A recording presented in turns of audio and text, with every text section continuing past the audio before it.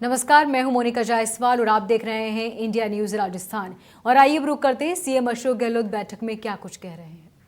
आंकड़ों में वृद्धि राज्य में जन केंद्रित योजनाओं व नीतियों के फलस्वरूप हो सकती है। अब बताइए इससे बड़ा वो क्या लिखेगा। आंकड़ों में जो वृद्धि है वो राज्य में जन केंद्रित योजना है, वो नीतियाँ हमारी अपनी अपनी होती है, उसके फलस्वरूप हो सकती है। तो कहने का मतलब यह है कि राजस्थान काफ़ी बेहतर कर रहा है, परंतु कुछ घटना ऐसी भी हुई है जिसमें अलवर तो पता नहीं सिरमौर बना हुआ है कि रेप की घटना है। 5 साल के बच्चों के साथ रेप हो जाता है। अब बताइए समाज कहाँ जा रहा है। फिर अकेली क्या करेगी उसके अंदर, जब तक कि आप समाज को नहीं बदलोगे, समाज की सोच को नहीं बदलोगे, समाज की समझ को नहीं बदलोगे। आप बताइए कितनी घटनाएं जो उसके जिसका रेप होता है बच्ची का या लड़की का, उसके अधिकांश तो उनके खुद के मिलने वाले जान पहचान वाले होते हैं। तो ये जो स्थिति बनी हुई है, और झूठे जो प्रकरण है, झूठे प्रकरण का भी लिखा हुआ है।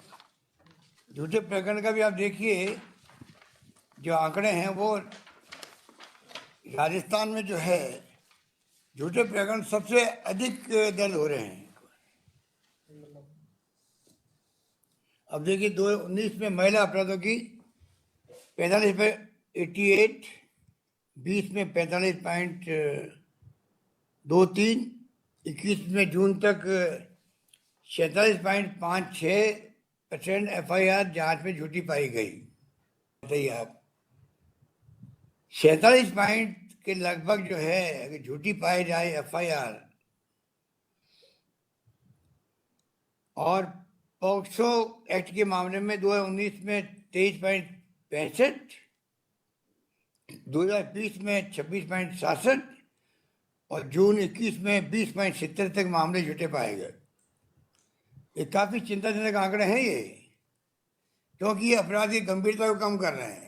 जो वास्तविक घटना हुई है रेप की, बच्चियों के साथ में, लड़कियों के साथ में, महिलाओं के साथ में, उसकी गंभीरता को कम कर देते हैं। इस प्रकार के झूठे केस दर्ज करा के तो केवल शक होने लग जाता है सही है या नहीं है। ये जो स्थिति बनी हुई है, मैं समझता हूँ इन सबसे हमें सीख लेनी चाहिए और उसी ढंग से हमें अपने प्रोफेशनलिज्म को भी बहुत मजबूत करना पड़ेगा। और वो आपके ट्रेनिंग के अलावा अपने खुद का चिंतन मनन होता है दिल के अंदर, उठते बैठते हुए, उससे कई बातें सीखते हैं हम लोग। हमारे दिल में जो आपके ज़िंदगी का अनुभव है, जाने के, फिरने के, करने के, घटनाएं देखने के, सुनने के, पढ़ने के, उससे खुद के जो चिंतन मनन होता है व्यक्ति के, उससे आदमी अपनी पर्सनैलिटी में सुधार भी करता है, अधिकारी भी और एक कर्मचारी भी, और उस ढंग से वो भी फैसले भी करता है। वरना अगर कन्फ्यूजन हो जाता है, कभी झूठे के रिश्ते हो रहे हैं तो ये केस है वो झूठा ही होगा, हम अंदाज कर लेते हैं। और हमारा बिहेवियर जो है, ह्यूमन नेचर भी होती है, उस ढंग से काम करने लग जाता है माइंड। अभी पता नहीं कि वास्तव में जो आज जो केस है तो वास्तव में हकीकत का केस है। ये बात छोटी है, परंतु ये बातों को मेरे कहने से काम नहीं चलेगा। ये तो आप सब जो यहाँ बैठे हैं, सुन रहे हैं, सबको ही हमको राजस्थान के संस्कार संस्कृति को, आने वाली पीढ़ियों को अच्छे रूप में सौंप के जाना है। तो हमें उस ढंग की हमारी सोच बनानी पड़ेगी कि हम न्याय सुनिश्चित कैसे करें। सिफारिश आती है बड़े बड़े, हम लोग डेमोक्रेसी में सिफारिश आएगी। हमारे ऊपर एक हम सिफारिश जो माने या नहीं माने, माने तो उसकी माने जो पीड़ित पक्ष है उसको न्याय दिलाने की माने। हमेशा ध्यान रखो कि जो कोई पीड़ित पक्ष है उसको तो न्याय मिलना ही चाहिए, मिलना चाहिए।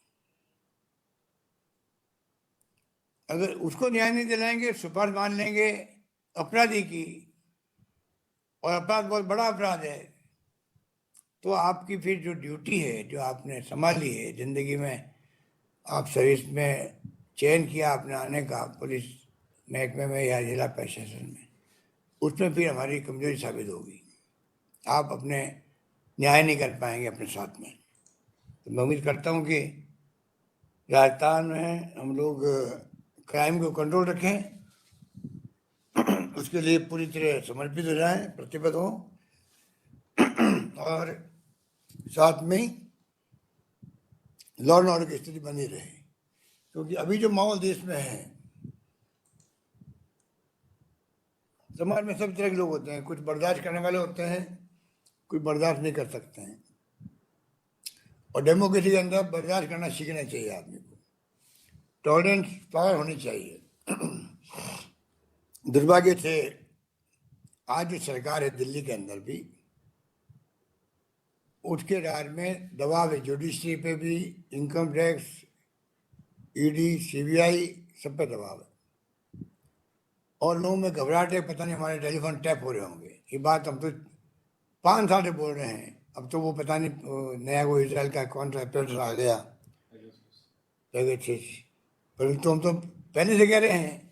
हर आदमी फ़ोन से बात करते ही कहेगा अरे सब मैं वापस फ़ोन करता हूँ आपको, फेस टाइम में बात करता हूँ। आज ये स्थिति है सबकी। तो अगर आम जनता की, या आम जनता में जो वर्ग है, ब्यूरोक्रेसी का, पॉलिटिशियन का, जनप्रतिनिधियों का, सोशल वर्कर्स का, इंडस्ट्री वालों का, वो अगर ये चिंता करे कि मैं टेलीफोन से बात करूंगा, पता नहीं मेरा टेलीफोन टैप हो रहा होगा, ये डेमोक्रेसी में क्राइम है। ये कि आप किसी को फ़ोन टैप करें अगर गलत तरीके से, वो भी क्राइम है अपने आप में। और अगर भय पैदा हो जाए बिना कुछ किए हुए भी, तो और भी बड़ा कहीं न कहीं लिए गुनाह है इसका मतलब। और कुछ बातें सच्चाई भी आ रही सामने, अब पता नहीं अब सुप्रीम कोर्ट देख रहा है केस को, क्या देखते हैं, क्या वो फैसले देते हैं। तो मैं आपको इतना निवेदन करना चाहूँगा कि आप बहुत अच्छे फोर्स के लोग हैं, मुझे आप सब पे गर्व है, क्योंकि मैं अभी गृह मंत्री का पद भी संभाले हुआ हूँ। तो आपके परिवार के मुखिया के रूप में आपको मैं आह्वान करूँगा, विनती करूँगा, आग्रह करूँगा, ज़िंदगी में हम सबको 130-35 करोड़ की आबादी में से हम लोगों को क्यों दिया चांस ये काम करने का। तो हम उसी ढंग से अपने आप को ढालें, अपनी सोच बनाएं और लोगों को न्याय दिलाएं। और मुझे पूरा यकीन है कि आप उसमें कमी नहीं रखेंगे।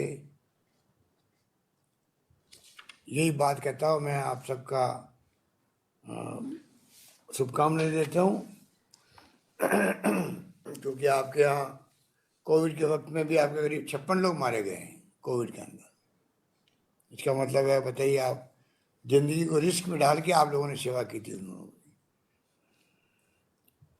35 लोग तो पहली लहर में, 21 लोग दूसरी लहर के अंदर। तो आप रखें अपने फोर्स को भी, उनको आगाह भी करते रहें कि आप अपना खुद का बचाव करें, पब्लिक के बचाव के साथ में खुद का बचाव भी करें। और उसी ढंग से मास्क लगाना बहुत जरूरी है। ये मास्क से जब तक वैक्सीन नहीं लगे तब तक मास्क ही आपका बचाव। तो ये जो प्रोटोकॉल है, पूरा प्रोटोकॉल हम अडॉप्ट करें, डिस्टेंसिंग मेंटेन करें। और अब थर्ड वेव की बातें बहुत लंबे से चल रही है, अभी तक तो फॉर्चुनेटली कम होते जा रहे हैं, नहीं के बराबर हो गए हैं तो केसेज।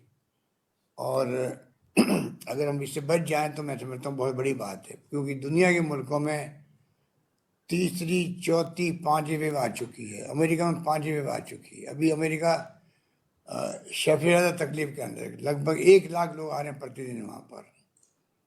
यूके में आ रहे हैं, पर क्योंकि वहाँ वैक्सीन ज़्यादा हो गई है इसलिए मृत्यु दर कम है।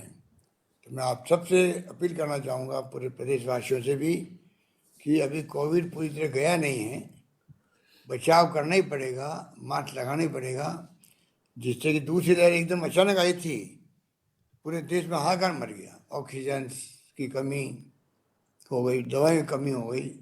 1.5 महीना हमारा बहुत बुरा बीता है।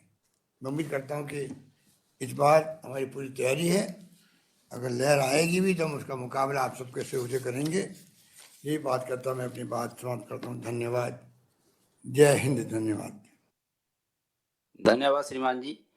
हम आपकी उम्मीदों पे खरा उतरेंगे, मैं आपको आश्वस्त करना चाहता हूं sir.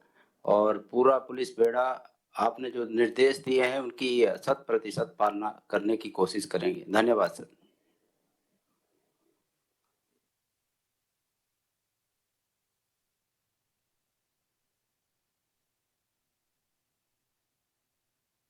Your meeting has ended.